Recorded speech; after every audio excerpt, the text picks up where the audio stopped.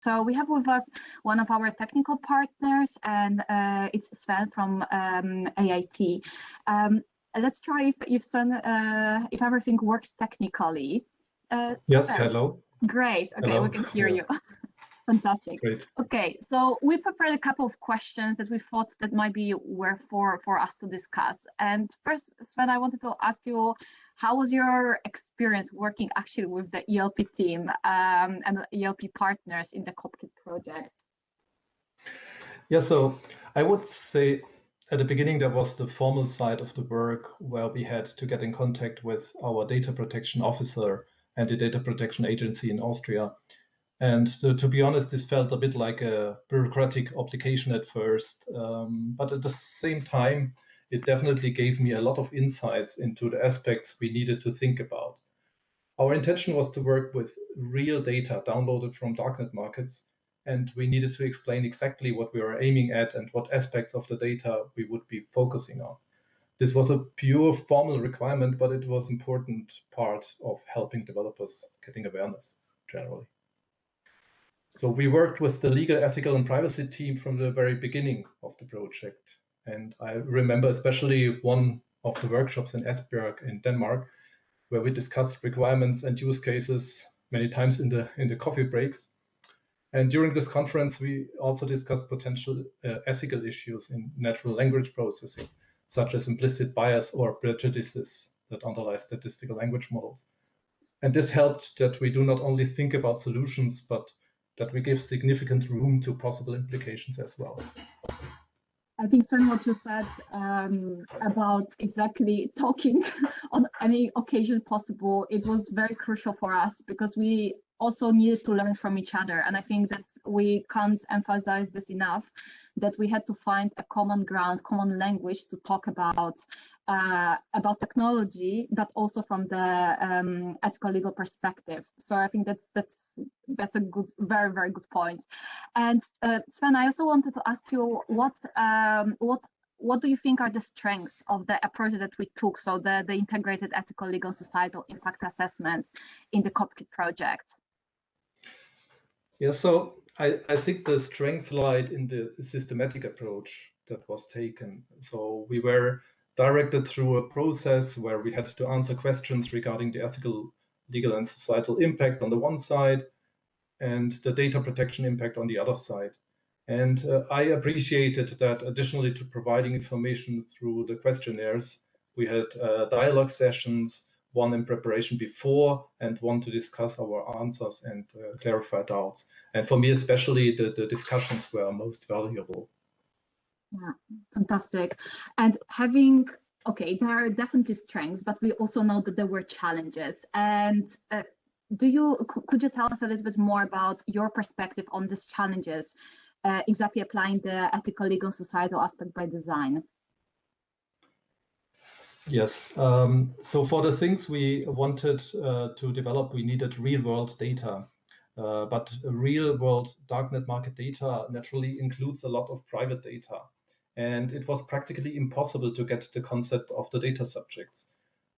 So the alternative was to look for publicly available data sets, but using publicly available data sets does not mean we can do with them what we want. Especially, it does not mean that they are non-discriminative or free of bias, if that's ever possible with real language data. So we took several measures like pseudonymizing the data and choosing our use cases in a way that we were able to avoid the use of personal data where it is not needed. And this is why we used primarily advertisements about weapons and drugs, where we, at least for the research topics we looked at, did not need to use personal data. Oh, sorry. All right, and then Sven, we also thought that perhaps you could share your reflection on the process that we went through in Copkit, and do you have any thoughts on how this process or the ethical, legal, and societal integrating these aspects in the project by design, how they could be improved actually? Yeah, well, first I think there were a lot of things that which needed to be done from scratch. So in my opinion, it would be good if for security-related projects of this kind, if there was a common approach to using data methods and technologies and being able to share them. Secondly, I would see a clear benefit in some kind of certified data sets, which would allow researchers and developers to safely use them for agreed upon purposes. I think this might minimize the risk of violating ethical or legal principles in our team involuntarily. I think, Sven, that this point that you raise is very important, and perhaps it's not only relevant for Copkit actually, but also for other projects in the area of security. So I believe that it will be worth also for us to emphasize it as well as the project. Okay, we also thought that, so Sven was our tech developer, one of our tech developers, and he was responsible for developing one part of Copkit. But we also wanted to give you a broader view from our tech coordinator, Frank Minier, who is now with us. He's representing Thales, and Thales is technical coordinator in Copkit, so he has a very, very broad overview of everything that happened from the technical point of view in the project. So it would be great, Frank, if you could also share with us your perspective. Thank you, Agatha. Indeed, as a next to technical partner, I'm also the technical coordinator, and as such, clearly I'm supposed to be the facilitator of the integrated ELP approach, and especially its inclusion in the design phase. And for that, it was an interesting experience for me as well.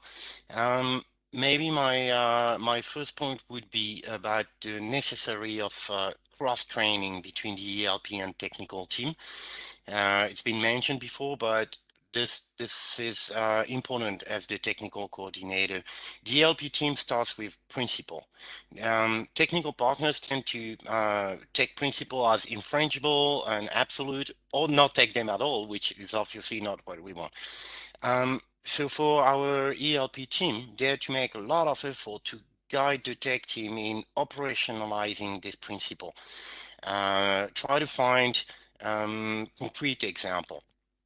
So during the research phase, both sides had to learn to take into account the maturity and the scope and where should things be put in the design. Conversely, the AI concept and vocabulary is necessary for the ELP team. So in the first year, I had many conversations with our ELP team to try to disentangle a bit those concepts, you know, reasoning, learning model, and so on. And I think this was helpful, and this may be something that could be more generic for ELP team involved in such project, because I mean, actually, it is not specific to Copkit from that point of view.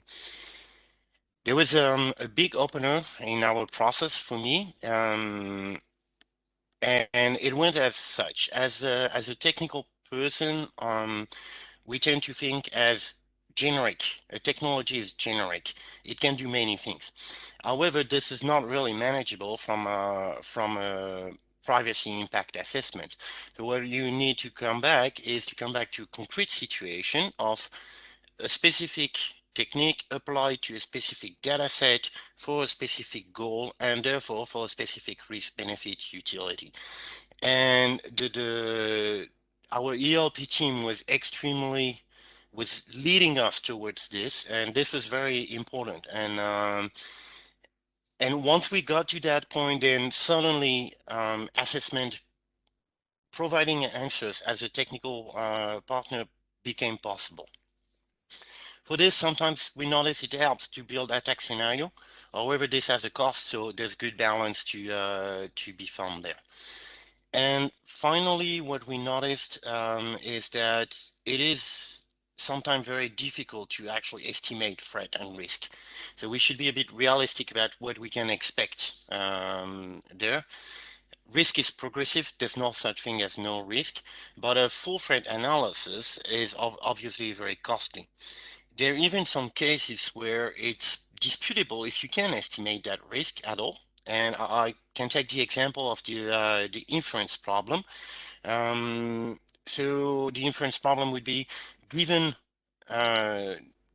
non-sensitive information, what could somebody infer if they have access to additional data, whether prior knowledge from themselves or on the open web?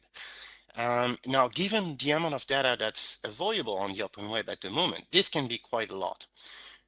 But you cannot provide a risk just because you don't know what's available out there. And there's no way to know. It's unbound and it evolves every day as there's more information available. So there you reach the case where, in fact, it is extremely difficult to provide an estimation of risk. So at that stage, I think we have to be reasonable. We can build a number of attack scenarios, but we have to limit ourselves to what would be reasonable there. The same is true for where you put things in the design in terms of access control, conservation of data, usage audit. There's a matter of balance between benefit and actual risk. That's it for me. Thank you, Frank. Thanks for all the thoughts. I think that's very useful for us, but I hope that our audience will also find this thoughts helpful for them.